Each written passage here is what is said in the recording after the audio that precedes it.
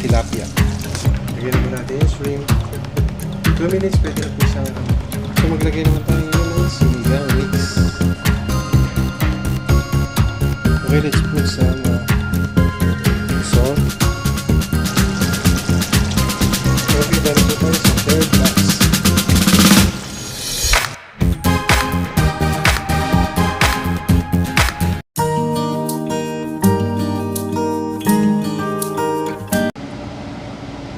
So mga bay, magagawa nga pala tayo ng shrimp tempura. Ito yung mga ingredients natin.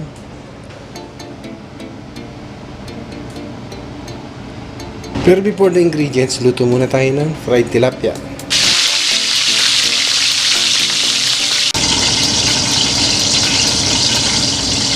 And para po sa tempura, gagamit tayo ng 2 eggs para sa butter. And then meron tayong rice wine, salt, pepper, para doon sa shrimp. Then para sa sauce naman ay, gagamit tayo ng kikkoman. Together po siya na white wine and dahon dashi. Dito po siya ng dashi. So bago tayo mag-prepare ng ating tempura, ay gagawa muna tayo ng sinigang na tilapia and fried tilapia na may kasama din siyang shrimp. So unahin ko po muna yung tilapia. Here's the tilapia. Painit ako ng water.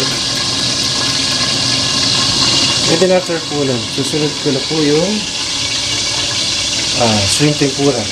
Papakita ko po sa inyo step by step kung paano gumawa ng tempura.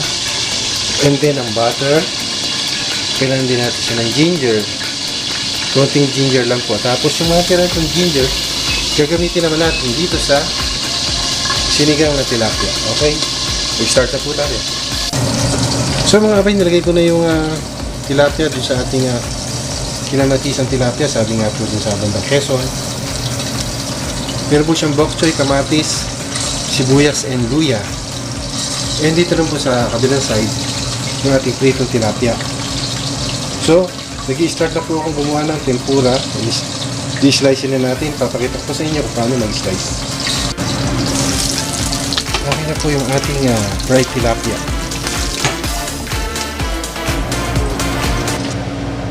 So mga bay, dito nga pala sa ating stainless bowl, maglalagay tayo ng dalawang egg. Isama na natin yung pinaka niya, yung yellow niya. Yung egg yolk niya. Kasi po yung iba hindi niya sinasama sa paggawa po ng batter ng tempura. Okay. And then add po tayo ng isang kutsarita, half kutsarita po pwede. Naglalagay na po ako dyan para hindi na ako maglagay dun sa asin.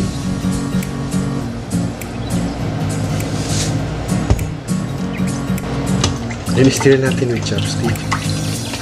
Dapat po yung water natin malamig kasi po hindi pwede siyang mainit o maligam-gam kasi magre-react agad yung flour na ilalagay natin. So after nito po, ilalagay natin siya sa fridge hanggang sa lumamig siya.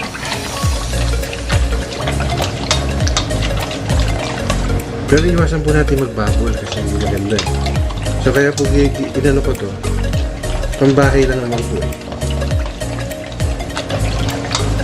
Mamaya tatanggalin po natin yung bula niya. So ilalagay ngayon natin sa fridge. So sa atin pong sinigang ng tilapia or kinamatisan, ilagay na tayo ng patis. Susunod ko na po dyan ilagay yung shrimp. Lagyan na po natin yung shrimp. 2 minutes pwede na po siyang 2 minutes po ilalagay na natin yung tamarind sinigang mix. So maglagay naman tayo ngayon ng sinigang mix. Nor tamarind sinigang mix. So mga ba, ito na po yung ating sinigang na tilapia with shrimp. Or sa bandang Quezon ay kinamatisang tilapia. Sa amin naman sa northern ay sinigang o kaya sinampalukang tilapia. Okay, ito na po, nakadadalawang dish na tayo. And then, sunod naman natin yung shrimp tempura. So mga bay, ganito ang gagawin natin sa shrimp. Tinang-stick. And then, idapa lang natin yung shrimp. In-slice natin na ganito. Depende po sa inyo kung ilang slice. Yan. Tapos, atin po siyang pigain hanggang sa lumapad siya. Yan, ganito po ang kakalabasan niya. Ganun din po sa susunod. Huwag natin masyadong hiwain kasi mapuputol siya. Kaya nilagyan ko siya ng stick. Ganun lang po.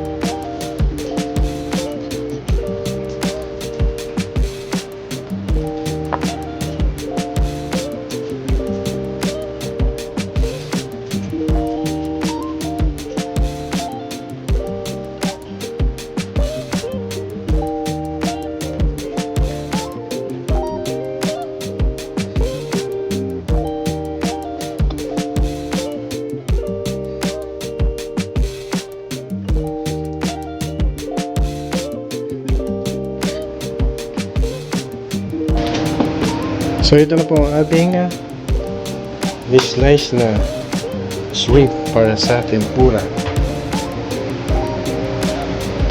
And then sisiso na po natin siya ng salt and pepper.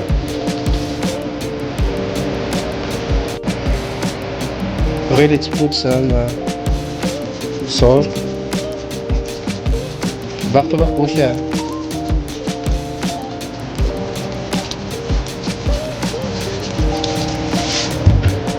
And then, pepper. So mga kapatid, nagpainit na ako ng pan. Ilalagay na natin yung corn oil. Medyo kailangan nakadip yung ating tempura. Medyo matakaw lang to sa ano. Yun, okay to.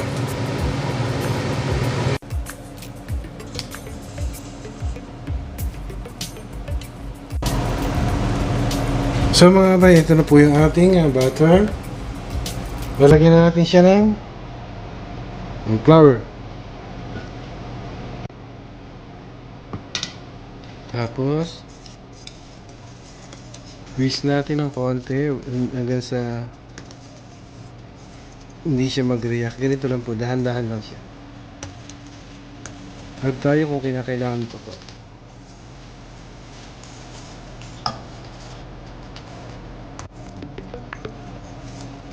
Nagkasama ko po natin yung desired na mixture niya.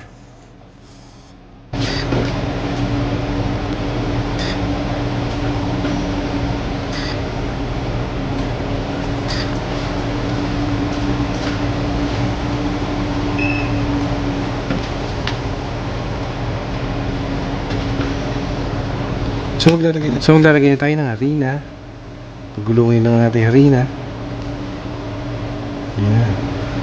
Pagulungin lang pala natin sa harina.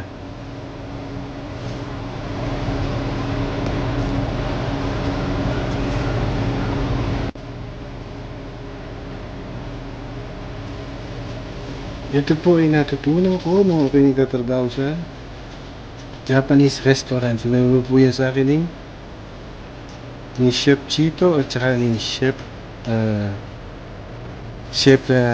Willie Rosales. Siya po ang Tempura King.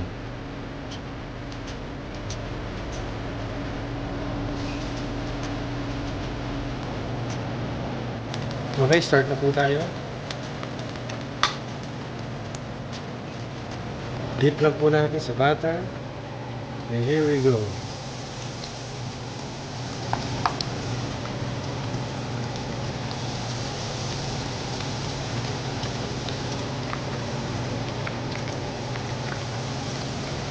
And then, lagyan natin siya ito.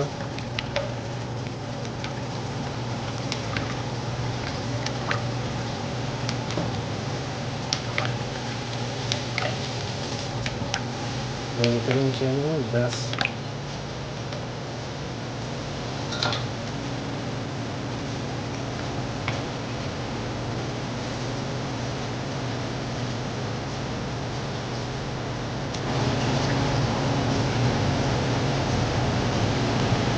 Ito po nakakita niyo, ito po yung tempura dust.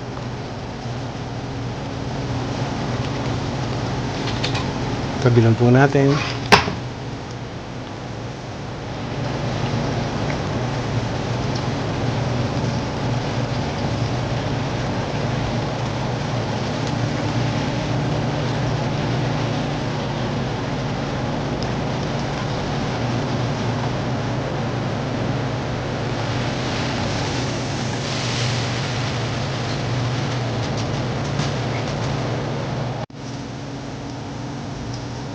So ito na po ang ating first box. Tingnan po siya.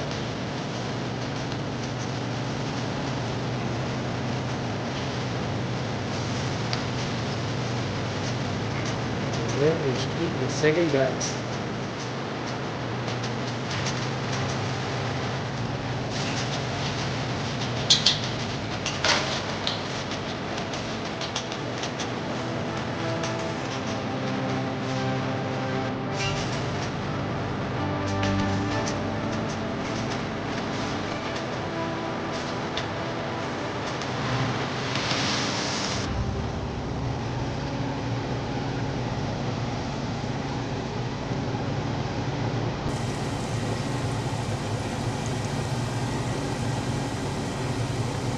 Medyo malamig pa yung ating mantika.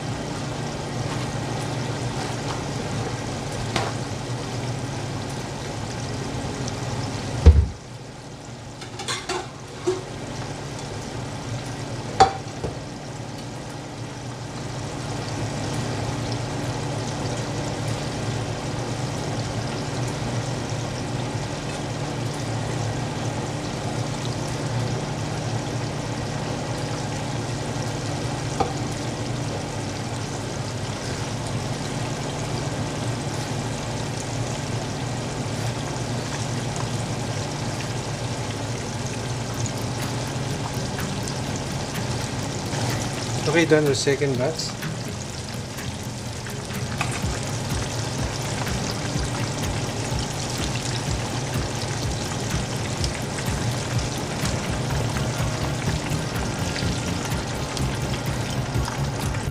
I-remove po natin yung mga tempura dust niya.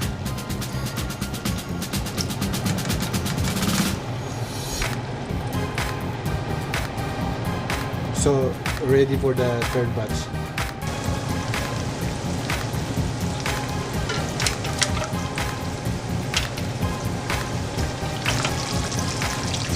Okay, dahil na po tayo sa third batch.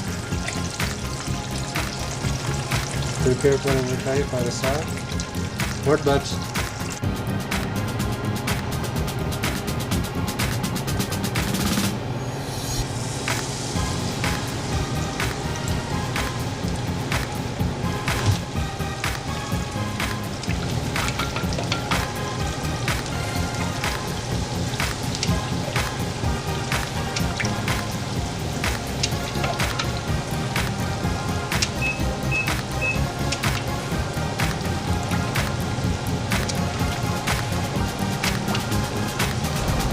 So mga kapatid, magluluto ngayon tayo ng tempura sauce.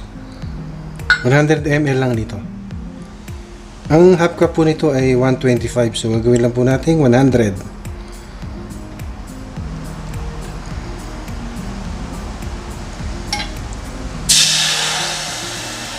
Okay. And water po ay 240. Dalawang cup po nito. Half cup.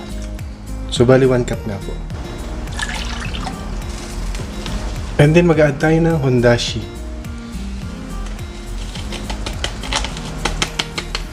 Kalahating sachet po ng hondashi. And then rice wine po maglalagay tayo o white wine. Isa't kalahating cup po nung takip niya. And then maglalagay po tayo ng isang kutsarita din na brown sugar.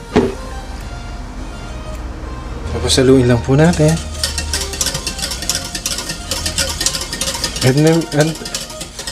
At pagkulo po niya, it's done na po.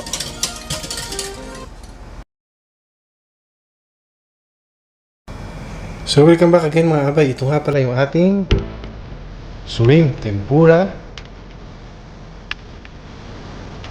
brown rice, fried tilapia, and sinigang na tilapia na may shrimp. Okay, let's eat.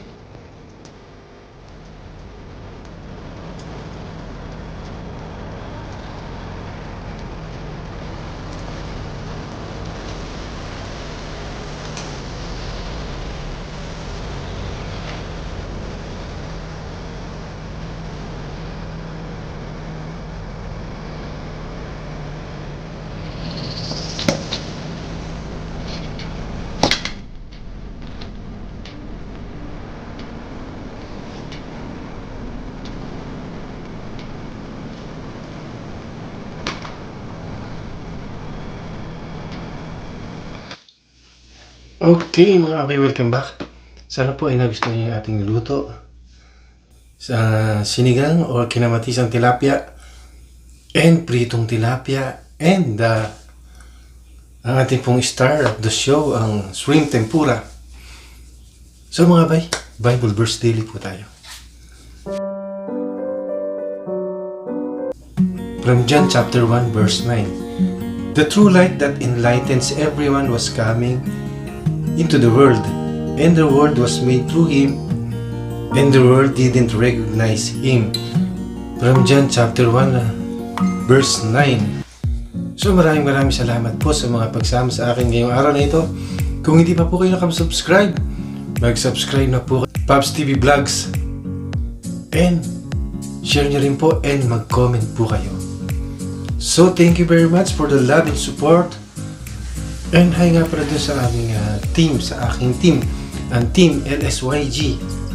And hi to nga pala, and hi to my mother Clarita F. Pablo, and to all my sisters and my brother Erwin and Aiko Rolling Store. Kasalukuyan po silang umiikot sa atin ngayon. And ang sa akin pong kapatid na si Girly Urbe, meron po siyang digital printing services located po sa Santo Cristo Sur. So maraming salamat po. Kung ano man po yung ating pinagdadaanan, mga problema, takot, sigalot, at di pagkakaunawaan, tumawag po tayo sa Panginoon at diringgin niya po tayo.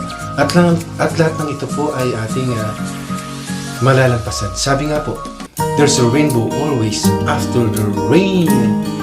See you on my next vlog. Thanks for watching.